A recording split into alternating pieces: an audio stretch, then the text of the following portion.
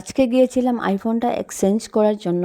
রোজার ঈদের দিন আরিয়ান আইফোনটা ফেলে দিয়েছিল। আইফোনের স্ক্রিনটা একদম ভেঙে চুরমার হয়ে গিয়েছিল। এতদিন ধরে আইফোনটা রেখে দিয়েছিলাম। বাচ্চাদের বাবা বললেন আমি আসার পরে আইফোনটা নিয়ে যাব রিপ্লেস করার জন্য। বাচ্চাদের বাবা আসার পরে গিয়েছিলাম আইটিএক্স শোরুমে। এখানে যাওয়ার পরে আইফোন 15 প্রো ম্যাক্স দেখেই তো আমি অবাক। আইফোন 16 প্রো ম্যাক্স দেখে আমি কি আর বলবো।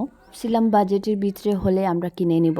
এখানে অ্যাপেল কোম্পানির ছিল ল্যাপটপ, ওয়াচ, ইয়ারফোন, মোবাইল ছিল তো, আর ছিল আইপ্যাড।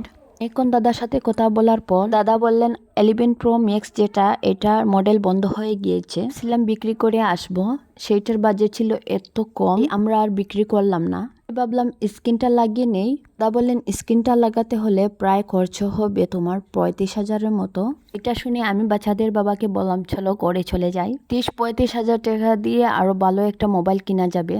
আমরা আর স্ক্রিনটা লাগালাম না, সোজা বাড়ির জন্য রওনা দিলাম। যতদিন এইভাবে মোবাইল চালানো যায় ততদিন আমরা এইভাবে মোবাইল চালাবো।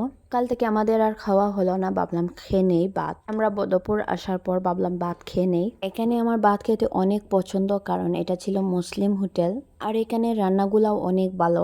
আমি যেইবার হোটেলে ভাত খেয়েছি আমার মনে হয় যে এই হোটেল থেকে ভাত খেয়েছি।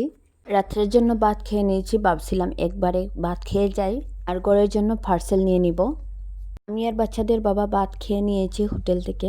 তানভীর খুব পছন্দ করে এই হোটেলে ভাত খেতে। তানভীরের ইচ্ছা ওর বাবা আসলে এই হোটেলে ভাত খাবে। এদিকে তানভীরের বাবা তানভীরকে কল করে বলছেন আমরা হোটেলে ভাত খাওয়া দাওয়া করছি। তাই তানভীর তার বাবার কথা শুনে এত কান্না করছিল যে ওকে নিয়ে কেন আসলাম না। ওকে বলেছি তোমাদের জন্য আমরা পার্সেল নিয়ে আসব। আমাদের যে এত খিদা পেয়েছিল, সকাল থেকে আমরা না খেয়েছিলাম। এখানে খাবারটা সেই স্বাদ, এত স্বাদ কি আর বলবো। গরু মাংস বোনা ছিল, ডাল ছিল, আলু ভাজা ছিল। আমি খেয়েছিলাম গরু মাংস দিয়ে ভাত। বাচ্চাদের বাবা খেয়েছেন নিরামিষ। খাওয়া দাওয়া শেষ করে বাচ্চাদের জন্য নিয়ে নিয়েছি পার্সেল। এদিকে তানভীর আমাকে ভিডিও কল করছিল, অনেক কান্না করছে আর বলছিল 10 মিনিটের ভিতরে ঘরে চলে আসো। ওর কান্না শুনে আমাদের আর খাওয়া হলো না, আমরা তাড়াহুড়া করে বাড়ির জন্য রওনা দিয়ে দিয়েছি। রাতও অনেক হয়ে গিয়েছে, অন্ধকার ছিল।